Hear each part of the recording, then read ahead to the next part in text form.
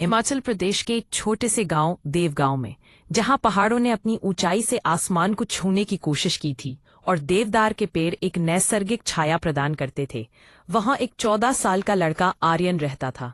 उसके हृदय में उम्मीद और सपनों की एक नन्ही सी किरण थी, लेकिन उसकी आंखों में एक गहरी उदासी छिपी हुई थी।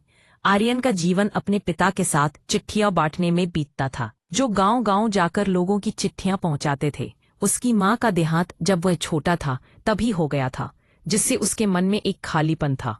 आर्यन अपने पिता के साथ चिट्ठियां बांटते हुए गांव के लोगों की मुस्कानें देखना पसंद करता था, जो खुशी की चिट्ठी पाने पर खिल उठती थी।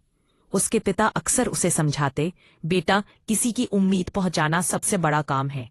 आर्यन हंसते हुए जवाब देता, एक दिन मैं भी आपकी तरह सबके दिलों में उम्मीद पहुंचाऊंगा पापा। लेकिन एक दिन डाक विभाग से सूचना आई कि पोस्ट ऑफिस को बंद किया जा रहा है।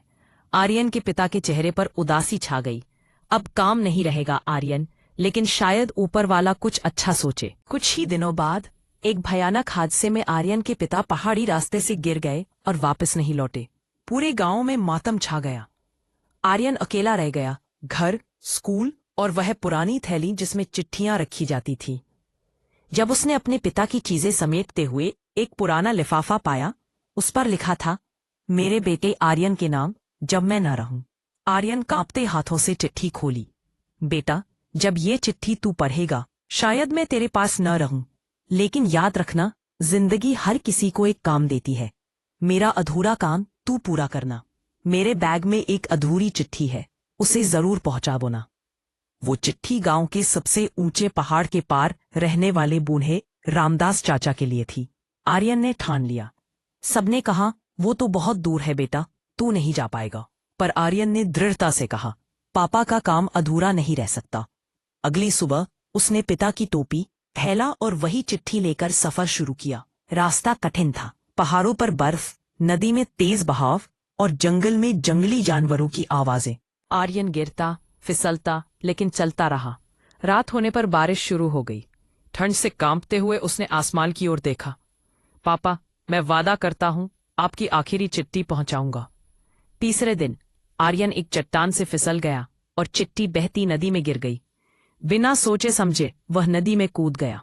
तेज बहाव ने उसे दूर फेंक दिया। जब वह किसी तरह किनारे पहुंचा, उसकी हालत बहुत खराब थी, लेकिन कीचड़ में उसे वही चिट्ठी दिखाई दी, फटी हुई, लेकिन बच गई। उसने चिट्ठी को सीने से लगाकर कहा, पापा, मैंने इसे खोने नहीं दिया। लंगड़ाता हुआ, भूखा प्यासा, वह आगे बढ़ता गया। अंततः वह एक छोटे से गांव पहुंचा, जहां एक बुजुर्ग बैठे थे, जिनके चेहरे पर गहरी झुर्रियां थीं। आर्यन ने पूछा, क्या आप रामदास शर्मा हैं? बूढ़े ने सिर उठाया। हाँ बेटा, तू कौन? मैं डाकिया का बेटा हूं, ये आपकी चिट्ठी है। बूढ़े ने कांपते हाथों से चिट्ठी खोली। अंदर लिखा था, प्रिय रामदास भाई, कई साल पहले जो गलती हुई उसका मलाल आज भी है। मैंने तुम्हारा पैसा नहीं लौटाया था, लेकिन अब अपनी पेंशन से हर महीने तेरे लिए भेजता हूं। शायद तू मुझे माफ कर देगा। तुम्हारा दोस्त मोहनलाल, पोस्टमैन। रामदास की आंखों से आंसू बहने लगे। मोहनलाल, वो तुम्हारे पापा थे? आर्यन ने सिर हिलाया। बेटा, वो मेरे सबसे अच्छे दोस्त थे। सालों पहले हम में झगड़ा हुआ था और मैं उनसे कभी नहीं मिला।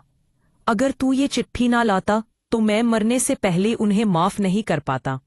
बूढ़े ने रोते हुए कहा, तूने न केवल अपने पिता का वादा निभाया, बल्कि दो दोस्तों की आत्मा को जोड़ दिया। आर्यन वहां कुछ दिन रहा।